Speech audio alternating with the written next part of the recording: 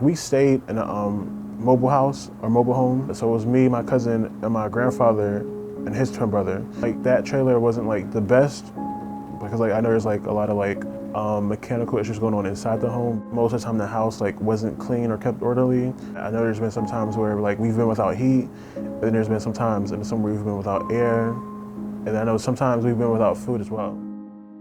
And then also I know there's been multiple times where they called the Alabama version of DCPMP. Those people were called and they came to our house to like look in the refrigerator and freezer and check out the house. I wish I would have stayed in New Jersey at that time a few years back and just went to school there.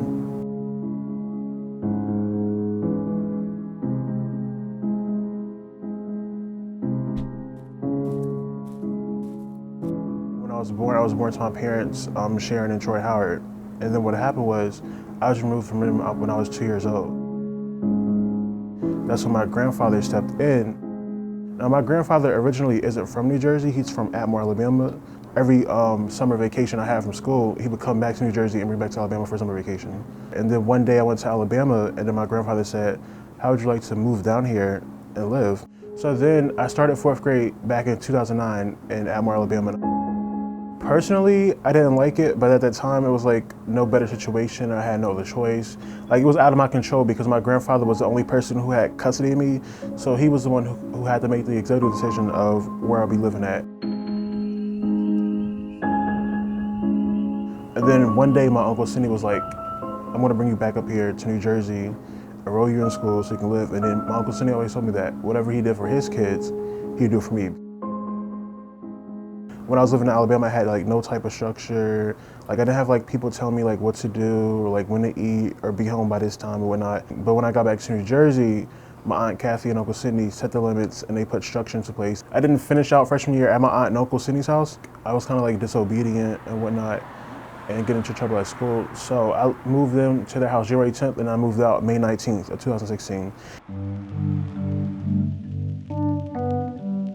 So my first foster home, not counting my aunt and uncle, but my first foster home, I mean, the experience wasn't terrible. Like the lady was fine, but then she also had a son of her own who was living there too.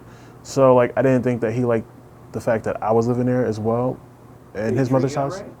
I mean, like I tried to like stay at the house as much as possible and do what I had to do. But when I was there, I mean, like, no, not really. I kind of felt like abandoned, neglected, like some of my family members, like, or that my parents couldn't take me. Like my immediate family members that weren't interested in taking me in and help provide for me. So I used to always like find myself like, I don't know, feeling like very depressed, almost like borderline depressed about not being able to live with my parents and whatnot. Then I went to a higher level of care, as they would call it. And then that's when like things started to change drastically. Like I went to this place, it was called Carrier Clinic. And then while I was there, then that's when I decided that like, it's time for me to like take a step and change my life around because like I didn't want to live like this anymore. I didn't want to continue like experiencing all this trouble with like other people. That's when I went to the place called St. Peter's Orphanage. I would have to say that St. Peter's Orphanage is actually one of the best steps, one of the best things that has happened.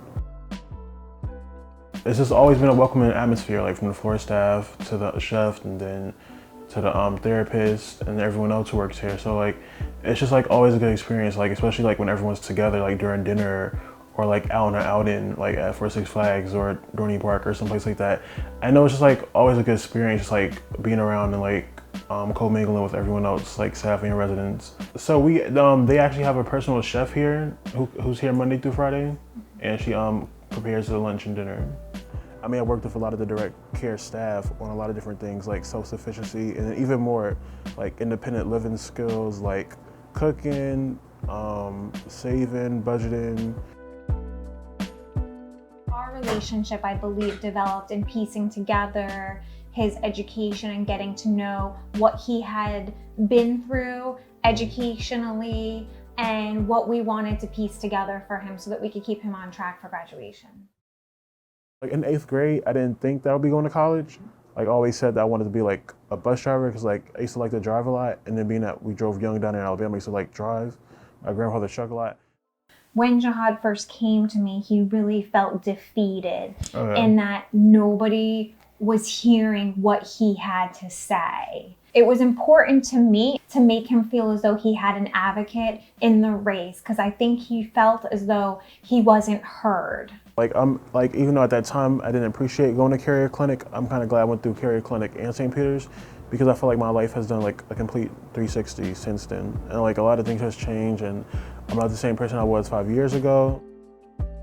Jahaad has become quite the young man. At 17 years old, Jahaad was balancing paying for a car insurance, gas, living on his own in the independent cottage, and working 2 jobs while going to school full time.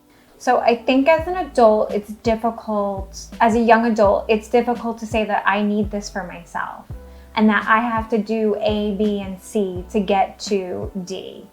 And Jahaad has really developed the skills to be able to do that, and to balance everyday life while doing that is a really strong quality that he will be able to use forever. I'm just kind of glad that I did go through these programs to get my life together and change it. Because I know that if I was on the same path I was like 5 years ago, like I said, I don't know where I would be. Like I wouldn't be sitting here, or I wouldn't be in college either. I've learned that no matter what situation you're in, try to make the best of it, and always be grateful for what you have, and try to live in the moment. And then if you do have problems going on, or if you need support, then I would say reach out to whatever family member you have, if you have any family members. And if not, then I would say reach out to someone like a social worker, or some I don't know, a person from somewhere that could help you.